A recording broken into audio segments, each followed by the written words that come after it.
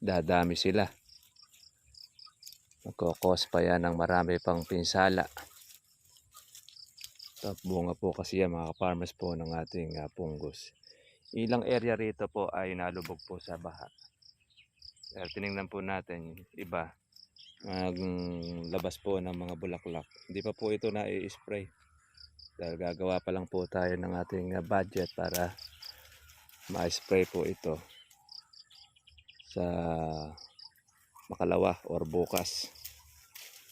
Pero ganun pa man, although wala pa siyang unabis na spray na nangyayari, meron naman po tayong mga buong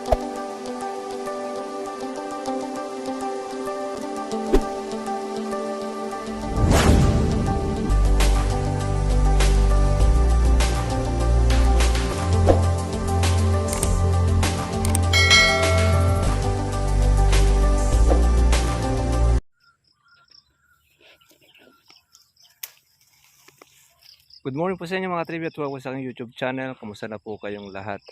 Ito po tayo sa ating isang farm na kung saan ay pinalagaan po natin sa ating kasama si Bernabe. At ito po, meron siyang mga bulaklak po na mga lumabas. Iba po ay buka na. Iba na mga katrivia ay bubuka pa lang. Iba pa mga maliliit. Kaya lang di po natatanggal po ng ating kasama itong mga sangang tuyo. Yan, ito kasi kailangan ito, ipoproning natin ito. Yan, yung mga sangang tuyo na ito para makarelax yung ating kalamansi. Kasi pag di natin ito aalisin, dadami sila. Magkokos pa yan ng marami pang pinsala. Top bunga po kasi yan mga farmers po ng ating punggos. Ilang area rito po ay nalubog po sa baha. Pero tinignan po natin, iba labas po ng mga bulaklak. Hindi pa po ito na-i-spray. Dahil gagawa pa lang po tayo ng ating budget para ma-spray po ito sa makalawa or bukas. Pero ganun pa man, although wala pa siyang unabis na spray na nangyayari, meron naman po tayong mga buong bunga. Pero yung iba, may mga tama. Yan, pagka talaga po mga farmers hindi po mag-spray yung kalamansi, hindi ka makaka-short na talagang mga buo ang bunga-bunga natin. Meron ka makikita may mga buo, pero marami po ang mga may sira dahil sa mga insekto.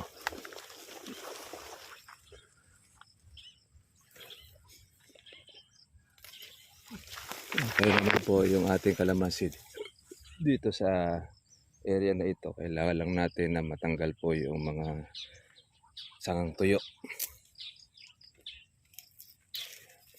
para maging maganda ang kanyang itsura. Kasi pagka nandyan yan ay para siyang nasunog. Bunga yan ng punggos.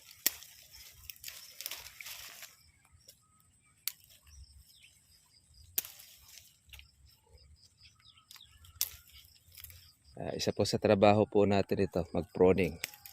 Alam po mga ka-farmers, ang pinoproning po natin yung pong mga sangang tuyo. Hindi po kami nagpo-proning ng mga sariwa o para magbawas po ng mga sanga sa kalamansi. Iba kasi mga katribya po nagbabawas po ng sanga sa kanilang kalamansi, lalo na pagka pumatayog at hindi po siya magbunga. Tayo hindi naman natin kailangan na magbawas dahil una-una po ay malabong na ito. Ang kailangan lang nating maalis ito, yung ating mga sangang tuyo. Yan ang ating kailangan ay proning. Hindi naharap ng ating kasama. Kapag hindi ka talaga malulusong, kailangan mo rin siyempre na gabayan din. Dahil nagpo-produce pa siya mga katribya pa ng maraming punggos pagka hindi po natin aalisin. Marami pong mga maliliit po na mga bulaklak. Meron namang iba, nakabuka na.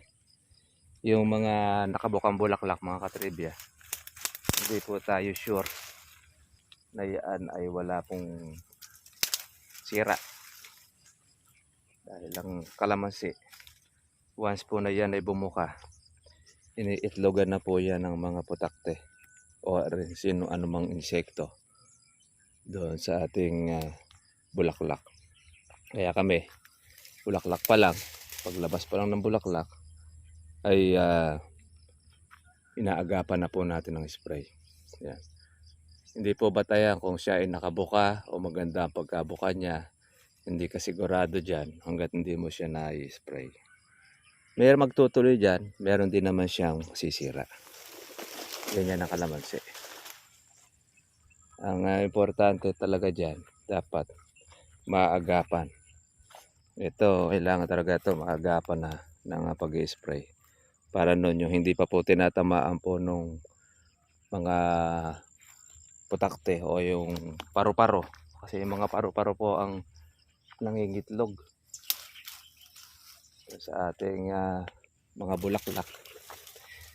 Pagka yun naman po ay nangitlog sa bulaklak, dyan naman po mga katribya masisira yung habang lumalaki ang kalamansi.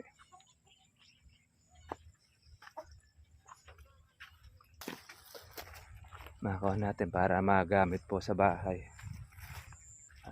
Sayang, naman tayong kalamansi naman.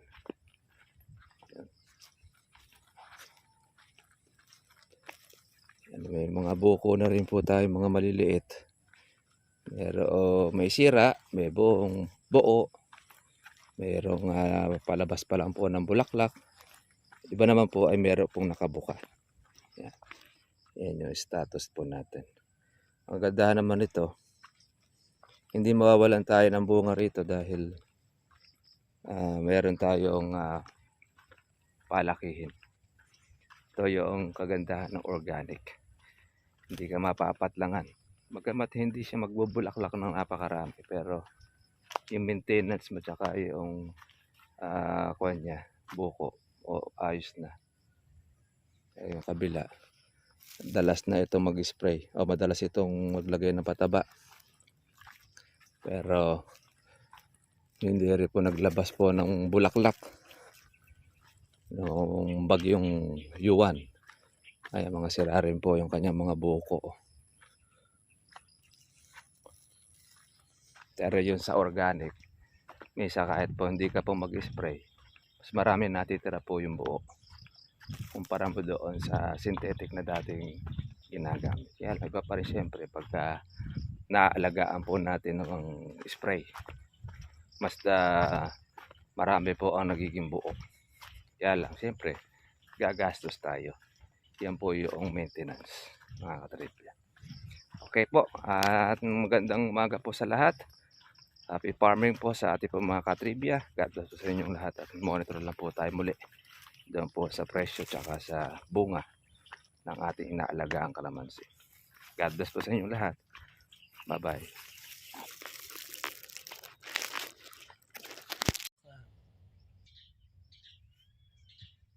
Damputin mo na kami sa may init at sa may kawawa naman.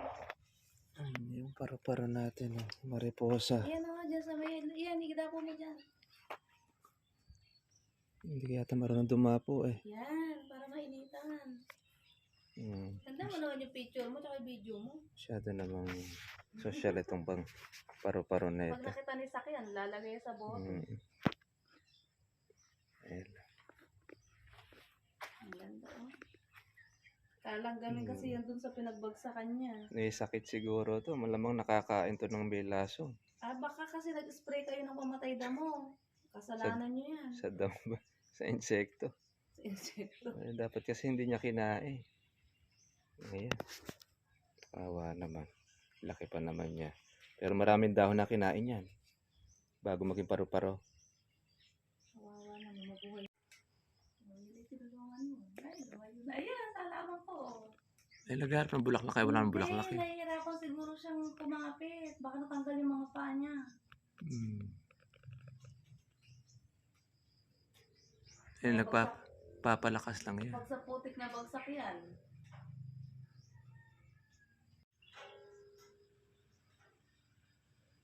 Ah, nagpa-practice lumipad. Ano yung bagong malipit? Ayan na ba? Ayan na, ayan na, ayan na. Nagpa-practice nga siya lumipad.